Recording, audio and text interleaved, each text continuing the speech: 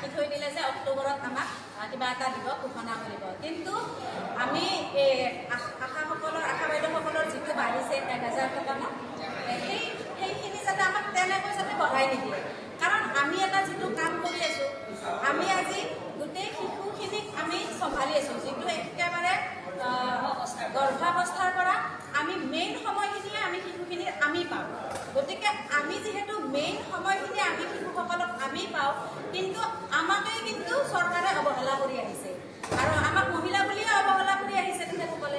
কিন্তু আমাক যিটো ছিষ্টেমত যিটো মানুহনীৰে ৰাখি থৈছে আজি ইমান বছৰে, সেইখিনিৰে কিন্তু আমাৰ ঘৰ এখনটো চলা দূৰৰে কথা, আমি অংগনবাড়ী কৰ্মী আৰু সহায়িকাগৰাকী নিজে চলিবলৈও আমাৰ নহয় সেইখিনি টকাৰে। গতিকে আমাক এটা উপযুক্তভাৱে বৰ্তমান বজাৰ মূল্য বৃদ্ধিৰ তুলনাত আমাক উপযুক্তভাৱে যাতে আমাক মন্ত্ৰী মহোদয়ে আমাৰ মাননি বৃদ্ধি কৰে, সেইটোৱে আমাক তেখেতলৈ আন্তৰিকতা মানে বহুত কাতৰ অনুৰোধ। মানে আচলতে গোটেই ৰাজ্যখনতে আমাৰ যিখিনি অংগনবাড়ী সহায়িকা আছে, ৱৰ্কাৰ্ছ আছে, তো তেওঁলোকক আমি আমাৰ চৰকাৰৰ তৰফৰ পৰা এটা স্মাৰ্টফোন দিয়া হৈছে। এই স্মাৰ্টফোনটো দিয়াৰ উদ্দেশ্য হৈছে যে তেখেতসকলে যিহেতুকে নিজৰ এলেকাত মাতৃ আৰু শিশুৰ যত্নৰ বিষয়ে তেওঁলোকে সজাগতা কৰে আৰু উপদেশ দিয়ে।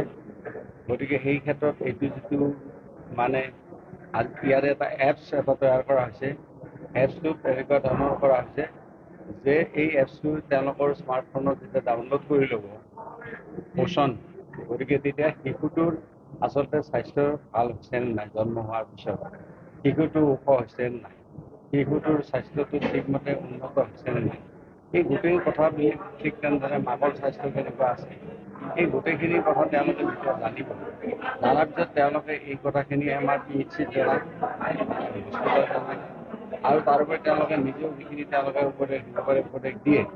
এতিয়া আমাৰ চৰকাৰে সিদ্ধান্ত লৈছে যে সকলোকে আমি এনেকুৱা স্মাৰ্টফোন দিলোঁ আৰু প্ৰতি ঘৰতে তেওঁলোকে যেতিয়া যাব আৰু গৈ পেলাই শিশুটোৰ মাকৰ ফটো ল'ব আৰু ফটো লৈ তেওঁলোকে আমাৰ পৰ্টেলটোত আপলোড কৰিব। পৰ্টেলটোত আপলোড কৰাৰ লগে লগে আৰু তাৰ উপৰিও সেই ফটোখন আমাক মানে যিটো আমাৰ ICDS মানে অফিচাৰ আছে তেওঁ পাব। এইটো তেওঁলোকৰ সকলো সক্ষম নহয়, সেইকাৰণে চৰকাৰে সমগ্ৰ ৰাজ্যখনতে এনেকৈ স্মাৰ্টফোন দিয়াৰ ব্যৱস্থা কৰিছে।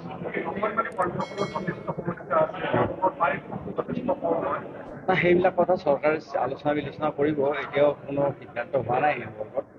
গতিকে চৰকাৰে এইটো আলোচনা কৰিব, তেওঁলোকৰ বিভিন্ন সময়ত বিভিন্ন দাবী উত্থাপন কৰিছে আৰু চৰকাৰৰ সেই কথাখিনি বিবেচনাধীন হৈ আছে। গতিকে এতিয়ালৈকে কোনো ফাইনেল সিদ্ধান্ত এতিয়ালৈকে হোৱা নাই। হয় বাইদেউসকল, আপোনালোকে নিশ্চয় জানিব পাৰিলে যে শেহতীয়াকৈ অসম চৰকাৰে ৰাজ্যৰ আশা কৰ্মীসকলৰ বাবে 1000 টকা দৰমহা বৃদ্ধি কৰিছে আৰু এই দৰমহা বৃদ্ধি কৰাক লৈ অসম ৰাজ্যিক অংগনবাড়ী কৰ্মী আৰু সহায়িকা সন্থাই প্ৰতিক্ৰিয়া প্ৰকাশ কৰি কৈছে যে ৰাজ্যৰ অংগনবাড়ী কৰ্মী আৰু সহায়িকাসকলে পোষণকে আদি কৰি বহুত কষ্টকৰ কাম কৰিব লগা হয়। সেয়েহে আশা কৰ্মীসকলৰ দ্বাৰা যাতে 1000 টকা দৰমহা বৃদ্ধি নকৰে তাৰ বাবে অসম চৰকাৰক আহ্বান জনাইছে। অসম চৰকাৰক তেওঁলোকে দাবী জনাইছে যে ৰাজ্যৰ অংগনবাড়ী কৰ্মী আৰু সহায়িকাসকলৰ বাবে এটা ন্যায্য দৰমহা বৃদ্ধি কৰিব লাগে, যাতে অংগনবাড়ী কৰ্মী আৰু সহায়িকাসকলে ভালদৰে জীৱন যাপন কৰিব পাৰে। আনহাতে দৰমহা বৃদ্ধিৰ ক্ষেত্ৰত অসম চৰকাৰৰ মাননীয় মন্ত্ৰী চন্দ্ৰমোহন পাটোৱাৰী ডাঙৰীয়াই কৈছে যে অংগনবাড়ী কৰ্মী আৰু সহায়িকাসকলৰ দৰমহা বৃদ্ধিৰ বিষয়টো অসম চৰকাৰৰ বিবেচনাধীন, কিন্তু এতিয়ালৈকে সিদ্ধান্ত গ্ৰহণ কৰা নাই যে কিমান টকা বৃদ্ধি কৰিব। গতিকে বাইদেউসকল, আশা কৰিব পাৰোঁ যে অসম চৰকাৰে নিশ্চয় অংগনবাড়ী কৰ্মী আৰু সহায়িকাসকলৰ বাবে এটা ভাল দৰমহা বৃদ্ধি কৰিব।